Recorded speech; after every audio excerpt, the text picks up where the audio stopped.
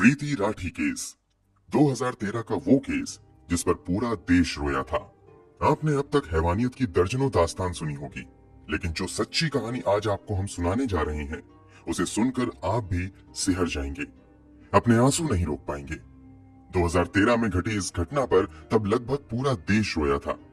इस केस की सुनवाई के दौरान मामले की पैरवी कर रहे वकील ने इस अपराध को महिला जाति के साथ की गई अब तक की सबसे बड़ी हैवानियत करार दिया था। वहीं इस केस की सुनवाई कर रही जज ने फैसला सुनाते समय ऐसी टिप्पणी की थी जिसे सुनकर हर किसी की आंखों में आंसू आ गए थे। आखिर ये घटना क्या थी और कहां घटी थी? इस केस की सुनवाई के दौरान जज ने क्या टिप्पणी की थी? इस केस में और क्या कुछ हुआ था? चलिए जानते हैं सब कुछ सिलसिलेवार तरीके से इस वीडियो में।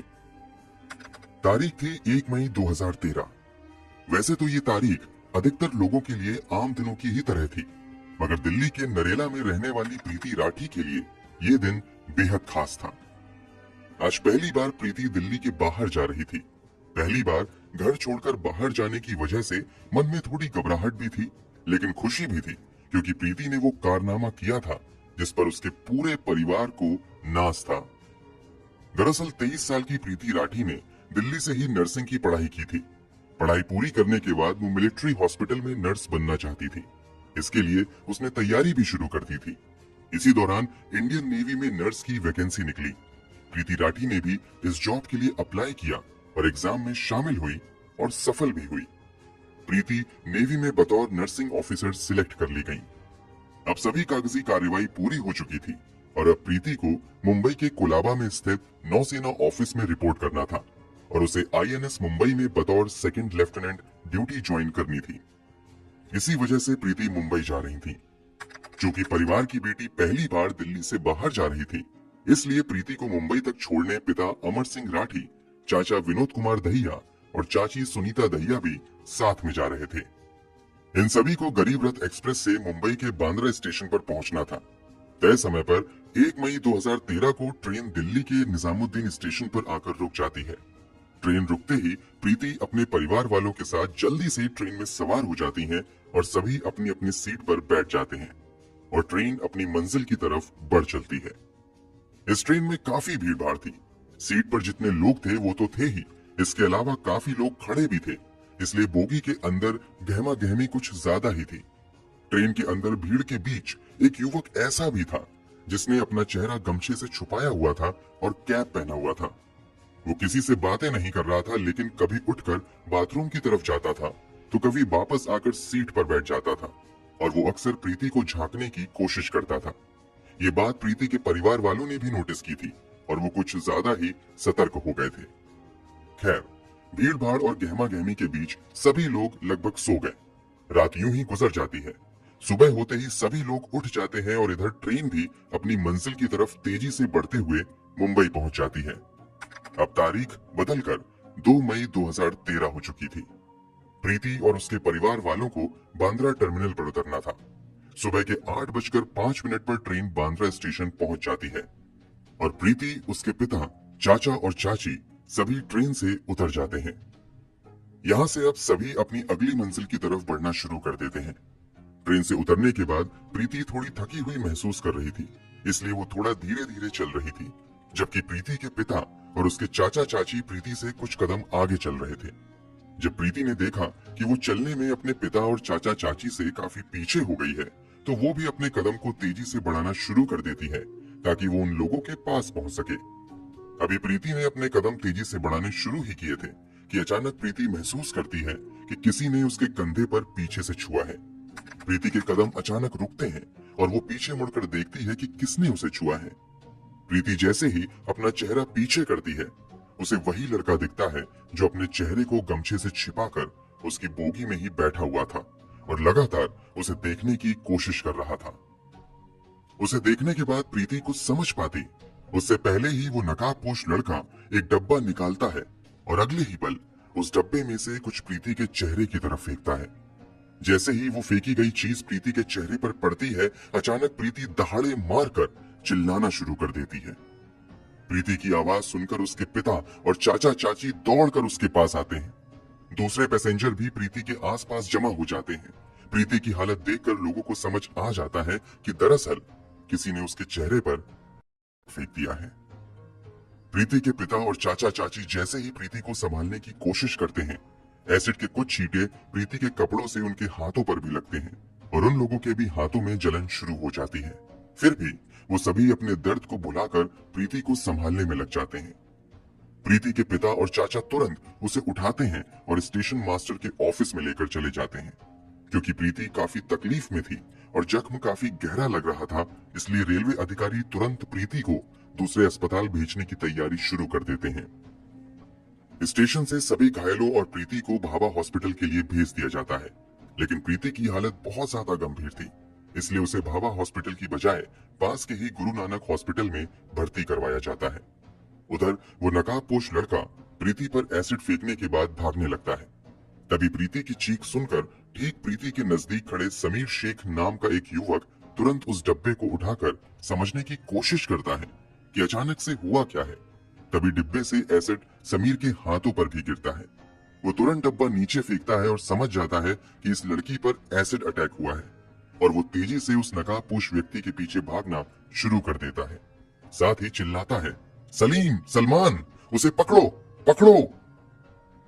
दरअसल सलीम और सलमान भी समीर के साथी थे, इसलिए समीर को जब ये एहसास होता है कि लड़की पर एसिड अटैक हुआ है, तो वो नकाबपोश के पीछे भागना शुरू कर देता है। साथ ही अपने दोनों जानने वालों को भी उस नकाबपोश लड़के को पकड़ने के लिए कहता है। वो लोग भी उस नकाबपोश का पीछा करने लगते हैं, लेकिन कुछ ही पलों में वो नकाबपोश उन सभी को चकमा देकर भाग जाने में कामयाब हो जाता है। समीर शेख, सलीम और सलमान, ये तीनों नाम याद रखिएगा, क्योंकि इस केस में इन तीनों ने आगे महत्वपूर्ण भूमिका निभाई थी। प्रीति को गुरु नानक हॉस्पिटल में एडमिट करवा दिया जाता है, जहां उसका ट्रीटमेंट शुरू हो जाता है, जबकि प्रीति के पिता, चाचा, चाची और समीर शेख को भी भाभा हॉस्पिटल ले जाया जाता है। इधर पुलिस मौके पर पहुंचकर स्पॉट पंचनामा बनाना शुरू कर देती है। समीर के जख्म ज्यादा गहरे नहीं थे, इसलिए उसे हॉस्पिटल से कुछ ही देर बाद छुट्टी मिल जाती है और उसे पुलिस वापस घटना स्थल पर लेकर आती है और उसके बयान के आधार पर पंचनामा दर्ज करना शुरू कर देती है। इसके अलावा पुलिस वहां से सबूत भी इकट्ठे करती है। चूंकि प्रीति को भाभा हॉस्पिटल ले जाने के लिए कहा गया था, लेकिन उसकी हालत ज्यादा गंभीर थी, इसलिए जल्दबाजी में गुरु नानक हॉस्पिटल ले जाया गया था। लेकिन समस्या ये थी कि गुरु नानक हॉस्पिटल में बर्न यूनिट नहीं था और वहां कई अन्य सुविधाओं की भी कमी थी। इसलिए कुछ देर के बाद प्रीति को गुरु नानक हॉस्पिटल से मसीना हॉस्पिटल रेफर कर दिया जाता है। मसीना हॉस्पिटल पहुंचते ही प्रीति का इलाज शुरू होता है। इधर पुलिस भी प्रीति का बयान दर्ज करने के लिए मसीना हॉस्पिटल पहुंचती है, लेकिन जख्म इतना गहरा हुआ था कि प्रीति की आवाज जा चुकी थी। प्रीति का चेहरा बुरी तरीके से जल चुका था, साथ ही उसके गर्दन पर भी गंभीर घाव हुए थे। इस कारण प्रीति का बयान दर्ज नहीं किया जा सका। प्रीति के शरीर पर जरूर गहरे जख्म हुए थे, मगर प्रीति का हौसला अभी टूटा नहीं था और वो पूरे जज्बे और हिम्मत से लड़ रही थी। अब प्रीति चाहकर भी कुछ नहीं बोल पा रही थी, तो उसने हाथों से लिखने का इशारा किया। इसके बाद प्रीति को पेन और पेपर दिया गया। प्रीति लिखकर डॉक्टर और अपने माता पिता से बात करने लगी।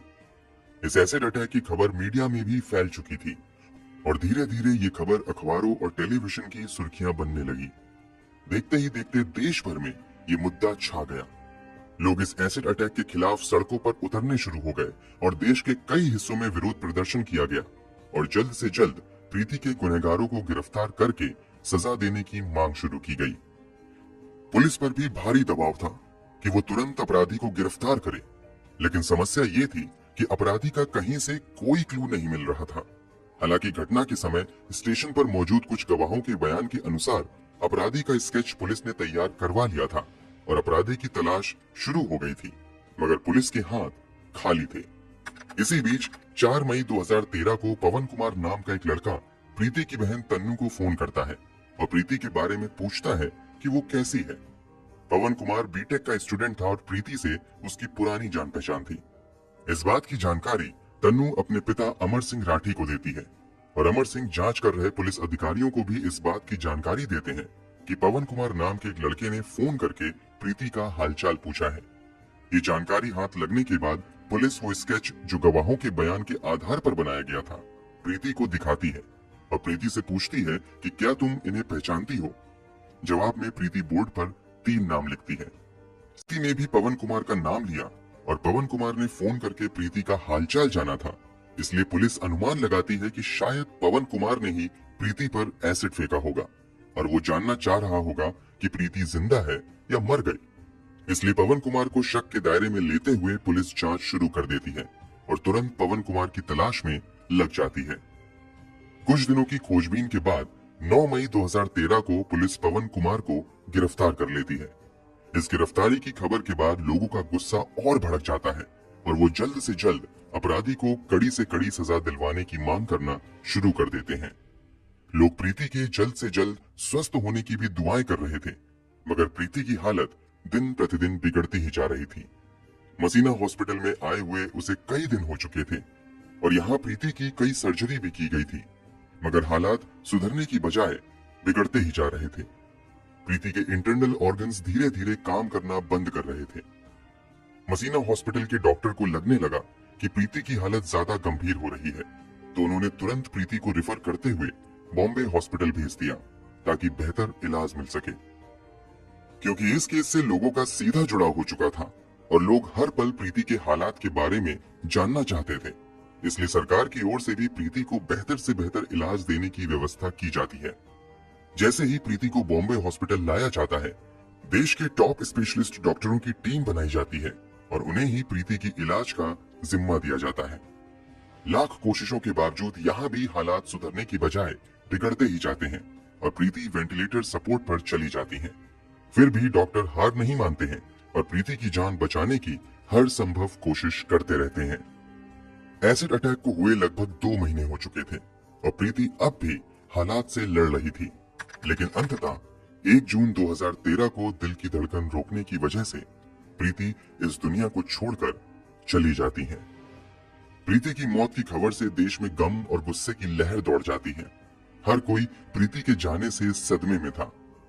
प्रीति की मौत के बाद पोस्टमार्टम किया जाता है और उसके शव को अंतिम संस्कार के लिए दिल्ली लाया जाता है, लेकिन प्रीति के घर वाले मामले की सीबीआई जांच की मांग करते हुए अंतिम संस्कार करने से मना कर देते हैं और प्रीति के शव के साथ ही एक प्रदर्शन रैली निकाली जाती है। अंत में सरकार की ओर से सीबीआई जांच का आश्वासन मिलने के बाद पूरे राजकीय सम्मान के साथ प्रीति का अंतिम संस्कार किया जाता है। प्रीति की मौत और अंतिम संस्कार के बाद हर किसी की एक ही मांग थी कि जल्द से जल्द प्रीति के कातिलों को कड़ी से कड़ी सजा दिलवाई जाए।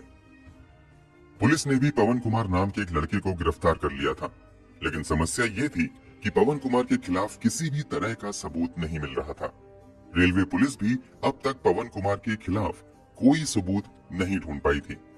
इसी बीच प्रीति के पिता अमर सिंह राठी अपने स्तर से पता लगवाते हैं तो ये बात सामने आती है कि 2 मई 2013 यानी घटना वाले दिन पवन कुमार मुंबई में था ही नहीं, बल्कि वो रोहतक में था। बाद में पुलिस भी पवन कुमार के फोन का लोकेशन हिस्ट्री निकलवाती है तो पता चलता है कि घटना वाले दिन पवन कुमार वास्तव में रोहतक में था। पुलिस की बजाय प्रीति के पिता द्वारा ये पता लगाना कि पवन कुमार उस दिन रोहतक में था, पुलिस की बड़ी नाकामी थी और ये इस बात का भी संकेत था कि पुलिस इस घटना की जांच सही तरीके से नहीं कर रही है। इसलिए प्रीति के पिता कोर्ट में एक रिट पिटीशन फाइल करते हैं और सीआईडी मुंबई से जांच की मांग करते हैं। कोर्ट ये मांग मान लेता है और मामले की जांच सीआईडी मुंबई को दे दी जाती है। केस हाथ में आते ही सीआईडी मुंबई जांच के सिलसिले में सबसे पहले प्रीति राठी के घर जाती है और कुछ जानकारी जुटाना शुरू कर देती है। सीआईडी के अधिकारी प्रीति के कुछ नजदीकी रिश्तेदारों से भी पूछताछ करते हैं। रिश्तेदारों से पूछताछ के दौरान एक रिश्तेदार पुलिस वालों को बताती है कि पड़ोस में ही रहने वाला अंकुर पवार नाम का एक लड़का प्रीति से एक तरफा प्यार करता था। उसने प्रीति को प्रपोज भी किया था, लेकिन प्रीति ने साफ मना कर दिया था। इसके अलावा अंकुर पवार प्रीति से ही शादी करने की जिद कर रहा था, लेकिन प्रीति ने इस प्रस्ताव को भी ठुकरा दिया था। प्रीति के एक रिश्तेदार के मुताबिक इसी के बाद अंकुर ने प्रीति को अंजाम भुगतने की धमकी दी थी। पुलिस के लिए ये एक बड़ा क्लू था। पुलिस तुरंत अंकुर का पता लगाती है और उसे पूछताछ के लिए बुलाया जाता है। पुलिस अंकुर से पूछती है कि 1 मई 2013 को तुम कहाँ थे? इस पर अंकुर ठीक ढंग से जवाब नहीं दे पाता है और तुरंत अपने बयान बदलने लगता है। इसके अलावा पुलिस को ये भी नजर आता है कि अंकुर के दोनों हाथों पर जख्म के निशान हैं। ये जख्म वैसे ही थे जैसा कि एसिड से जलने पर होता है। अंकुर द्वारा बार बार बयान बदले जाने और अंकुर के हाथों पर जख्म के निशान देखकर पुलिस का शक और गहरा हो जाता है और वो अंकुर को पूछताछ के लिए 17 जनवरी 2014 को मुंबई लेकर आ जाती है। मुंबई लाकर उससे कुछ और पूछताछ की जाती है और कुछ ही समय की पूछताछ में ये साफ हो जाता है कि एसिड फेंकने वाला व्यक्ति कोई और नहीं बल्कि यही अंकुर पवार था। पुलिस तुरंत अंकुर को गिरफ्तार कर लेती है और उसके मेडिकल एग्जामिनेशन के लिए जेजे हॉस्पिटल भेज देती है। हॉस्पिटल से आने के बाद पुलिस अंकुर से पूछताछ शुरू करती है। पूछताछ में अंकुर बताता भी है कि दरअसल वो प्रीति को पसंद करता था और उससे ही शादी करना चाहता था, लेकिन प्रीति ने मना कर दिया था। इसी से वो काफी चिढ़ा हुआ था। इधर प्रीति ने इंडियन नेवी में भी नौकरी हासिल कर ली थी, जबकि अंकुर बेरोजगार बैठा हुआ था। इस कारण अंकुर के घर वाले उसे ताना देने लगे थे। इससे भी अंकुर को प्रीति से काफी जलन होने लगी थी। इसी के बाद अंकुर ने तय कर लिया था कि वो प्रीति को सबक सिखाएगा। प्रीति ने नेवी में नौकरी हासिल की है, इस बात की जानकारी आसपास के लोगों को भी लग चुकी थी और लोग ये भी जान चुके थे कि 1 मई को प्रीति मुंबई जाएगी। अंकुर को भी इस बात की जानकारी हो चुकी थी, इसीलिए वो ट्रेन में सवार हुआ था। अंकुर ट्रेन के अंदर ही प्रीति पर एसिड फेंकना चाहता था, लेकिन ट्रेन के अंदर भीड़ काफी ज्यादा थी और ऊपर से अंकुर लगातार ट्रेन में प्रीति को घूर रहा था। इस कारण उसके माता पिता कुछ ज्यादा ही सतर्क हो गए थे, इसलिए ट्रेन के अंदर अंकुर को प्रीति के ऊपर एसिड फेंकने का मौका ही नहीं मिल पाया। वैसे सुबह के 4 बजे अंकुर ट्रेन की टॉयलेट के पास भी जाकर खड़ा हुआ था कि अब अगर प्रीति यहाँ आए तो वो यहीं पर एसिड फेंक देगा, लेकिन प्रीति वहां नहीं आई, इसलिए अंकुर का प्लान यहाँ पर भी फेल हो गया। आखिरी में जब प्रीति ट्रेन से उतरती है तब अंकुर उस पर एसिड फेंकता है। अंकुर ने जरूर अपना गुनाह कबूल कर लिया था, लेकिन पुलिस के सामने सबूत जुटाने की बड़ी चुनौती थी, इसलिए पुलिस अंकुर पवार के खिलाफ सबूत जुटाने में लग जाती है। सबसे पहले ये पता लगाने की कोशिश की जाती है कि आखिर अंकुर को एसिड दिया किसने था। जांच पड़ताल के दौरान खुलासा होता है कि अंकुर ने मुकेश भार्गव नाम के एक दुकानदार से ये कहते हुए एसिड खरीदा था कि उसने अंकुर बैटरीज नाम से अपनी एक दुकान खोली है, इसलिए उसे एसिड चाहिए। अंकुर ने दुकानदार को कहा था कि वो बहुत ज्यादा एसिड खरीदेगा, लेकिन ज्यादा एसिड खरीदने से पहले वो सैंपल देखना चाहता है, इसलिए दुकानदार ने उसे बतौर सैंपल एक हॉर्लिक्स के डब्बे में लगभग 2 लीटर एसिड दे दिया था। सबूत और मजबूत होने के लिए अंकुर की फोन डिटेल निकलवाई जाती है, तो पता चलता है कि 1 मई को अंकुर निजामुद्दीन स्टेशन पर था और फिर उसकी लोकेशन 2 मई की सुबह यानी घटना वाले दिन मुंबई के बांद्रा टर्मिनल पर थी। अब अंकुर की आइडेंटिटी कंफर्म करने के लिए पुलिस आई विटनेस के सामने आइडेंटिफिकेशन परेड करवाती है। आइडेंटिफिकेशन परेड के दौरान एक साथ कई लोगों को खड़ा किया जाता है, उसमें अंकुर भी शामिल होता है। उसके बाद उन लोगों को भी बुलाया जाता है जिन्होंने पहले गवाही दी थी कि हमने एसिड फेंकने वाले को देखा है। उन गवाहों में से समीर शेख, सलीम शेख और सलमान शेख अंकुर को देखते ही तुरंत पहचान लेते हैं और पुलिस वालों को बताते हैं कि ये वही लड़का है जो एसिड फेंकने के बाद भाग रहा था। दरअसल जब अंकुर एसिड फेंक कर जैसे ही पीछे मुड़ा था तो उसके चेहरे से वो गमछा हट गया था, जो कि समीर शेख ने ही सबसे पहले एसिड फेंकने वाले व्यक्ति को पकड़ने की कोशिश की थी और भागने के दौरान एक बार अंकुर पीछे मुड़ा था, इसलिए समीर शेख ने उसका चेहरा भी देख लिया था। इसके अलावा सलीम और सलमान भी अंकुर का चेहरा देख चुके थे, इसलिए परेड के दौरान इन दोनों ने भी उसे पहचान लिया। परेड के दौरान समीर इस बात की भी पुष्टि करता है कि पुलिस ने जो डब्बा घटना स्थल से बरामद किया था वही डब्बा उसने अंकुर के हाथ में भी देखा था। इन तीनों के अलावा पवन मालवीय नाम का भी एक व्यक्ति अंकुर की पहचान करता है। इसके अलावा एक और व्यक्ति परेड के दौरान अंकुर की पहचान करता है और इस बात की गवाही देता है कि अंकुर उस रात ट्रेन में मौजूद था, क्योंकि लगभग 4 बजे उन्होंने अंकुर को टॉयलेट के पास खड़े देखा था। सभी पुख्ता सबूत जमा करने के बाद इस केस में अंकुर पवार को मुख्य आरोपी बनाते हुए चार्जशीट फाइल की जाती है और मामले की सुनवाई special city civil and session court greater Mumbai में शुरू होती है। ये जानकर आपका खून खौल जाएगा कि जब अंकुर को सुनवाई के लिए कोर्ट में लाया जाता है तो वो अक्सर मुस्कुराते हुए आता है। कई बार वो मुस्कुराते हुए विक्ट्री साइन दिखाता था। कोर्ट में सुनवाई के दौरान पुलिस की ओर से कुल 37 गवाह पेश किए जाते हैं। कोर्ट में भी आकर समीर, सलीम और सलमान शेख अंकुर की पहचान करते हुए गवाही देते हैं। सभी सबूतों और गवाहों को देखने के बाद आखिरकार स्पेशल कोर्ट द्वारा प्रीति राठी के अपराधी अंकुर पवार को आईपीसी की धारा 302 और धारा 326 बी के तहत दोषी पाते हुए मौत की सजा सुनाई जाती है और 5,000 का जुर्माना भी लगाती है। ये भारत के इतिहास में पहली बार था जब किसी एसिड अटैकर को फांसी की सजा सुनाई गई थी। इस मामले में पैरवी कर रहे स्पेशल पब्लिक प्रोसिक्यूटर एएम चिमलकर ने अंकुर की इस दरिंदगी को किसी भी महिला के खिलाफ की गई अब तक की सबसे बड़ी हैवानियत करार दिया था। वहीं इसी मामले की सुनवाई कर रहे जज ने फैसला सुनाते हुए टिप्पणी की थी कि इस एसिड अटैक की वजह से प्रीति का चेहरा इतनी बुरी तरीके से जल चुका था और इतना भयावह हो चुका था कि अगर प्रीति ने अपना चेहरा देख लिया होता तो शायद वो उसी दिन मर जाती। ये टिप्पणी अंकुर की दरिंदगी को बताने के लिए काफी है। अंकुर पवार कितना बड़ा शैतान और पत्थर दिल इंसान था, इसका अंदाजा आप इस बात से भी लगा सकते हैं कि जब जज ने उसे फांसी की सजा सुनाई तो उसके चेहरे पर जरा भी डर का भाव नहीं था। उसने प्रीति के साथ जो कुछ भी किया उसे इसका भी अफसोस नहीं था। वो कोर्ट में बड़ी बेशर्मी से मुस्कुरा रहा था। उसकी ये क्रूर हंसी प्रीति के परिवार वालों के जख्म पर नमक जैसी थी। मुंबई सेशन कोर्ट से भले ही अंकुर को फांसी की सजा मिल गई, मगर अंकुर ने बॉम्बे हाई कोर्ट में इस फैसले के खिलाफ अपील कर दी। हाई कोर्ट में इस मामले की सुनवाई जस्टिस वीपी धर्माधिकारी और जस्टिस पीडी नायक कर रहे थे। इस मामले की लंबी सुनवाई के बाद जून 2019 में बॉम्बे हाई कोर्ट ने सेशन कोर्ट के फांसी के फैसले को उम्र कैद में बदल दिया।